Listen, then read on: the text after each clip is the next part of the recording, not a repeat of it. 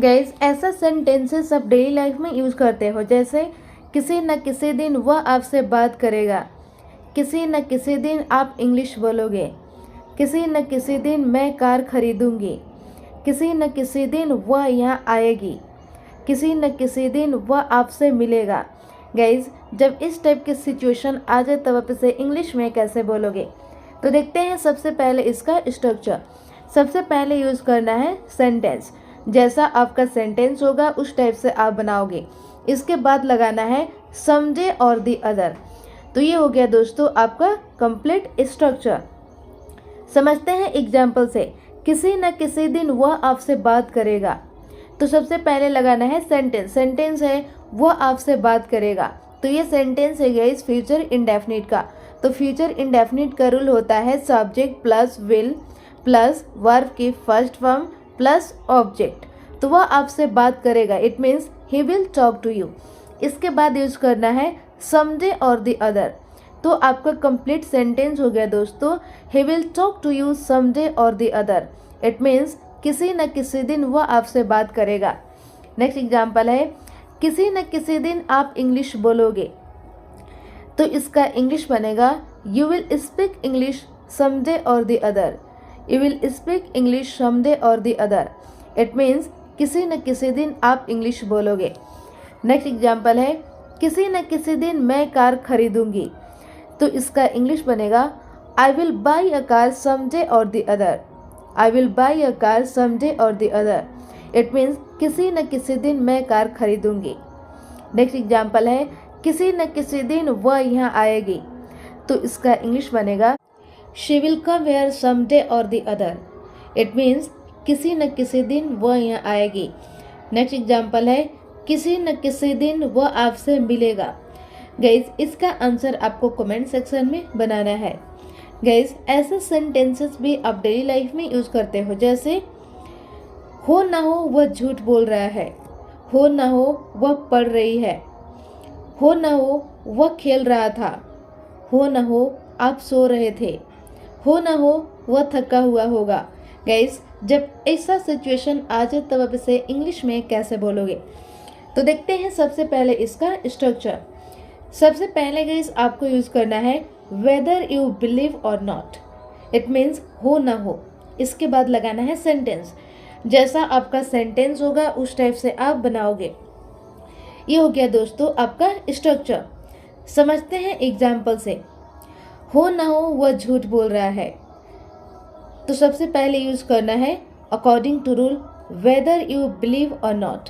इसके बाद लगाना है सेंटेंस। सेंटेंस है वह झूठ बोल रहा है, तो ये सेंटेंस है गाइस आपका प्रेजेंट कंटिन्यूअस का, और प्रेजेंट कंटिन्यूअस का रूल होता है subject plus is M R plus verb की फोर्थ फॉर्म प्लस ऑब्जेक्ट। तो वह झूठ बोल रहा है, it means he is telling a lie. तो आपका कंप्लीट सेंटेंस हो गया दोस्तों whether you believe or not he is telling a lie. It means हो ना हो वह झूठ बोल रहा है। नेक्स्ट एग्जाम्पल है हो ना हो वह पढ़ रही थी, तो गाइज इसका इंग्लिश बनेगा whether you believe or not she was studying. वह पढ़ रही थी। ये सेंटेंस आपका पास्ट कंटिन्यूअस का, तो आपका कंप्लीट सेंटेंस हो गया weather you believe or not she was studying. It means हो ना हो वह पढ़ रही थी। नेक्स्ट एग्जाम्पल है हो ना हो वह खेल रहा था, तो सबसे पहले यूज करना है whether you believe or not. इसके बाद लगाना है सेंटेंस। सेंटेंस है वह खेल रहा था, तो इसका इंग्लिश बनेगा ही वॉज प्लेइंग। तो आपका कंप्लीट सेंटेंस हो गया दोस्तों whether you believe or not he was playing. It means हो ना हो वह खेल रहा था। नेक्स्ट एग्जाम्पल है हो ना हो आप सो रहे थे, तो गाइज इसका इंग्लिश बनेगा whether you believe or not you were sleeping. Whether you believe or not you were sleeping. It means हो ना हो आप सो रहे थे। नेक्स्ट एग्जाम्पल है हो ना हो वह थका हुआ था। गाइज इसका आंसर आपको कमेंट सेक्शन में बनाना है। गाइज ऐसे सेंटेंसेस भी आप डेली लाइफ में यूज करते हो, जैसे चाहो या ना चाहो तुम्हें पढ़ना ही पड़ेगा, चाहो या ना चाहो तुम्हें आना ही पड़ेगा, चाहो या ना चाहो उसे बताना ही पड़ेगा, चाहो या ना चाहो तुम्हें लिखना ही पड़ेगा, चाहो या ना चाहो उसे करना ही पड़ेगा। गाइस, जब ऐसा सिचुएशन आ जाए तब आप इसे इंग्लिश में कैसे बोलोगे?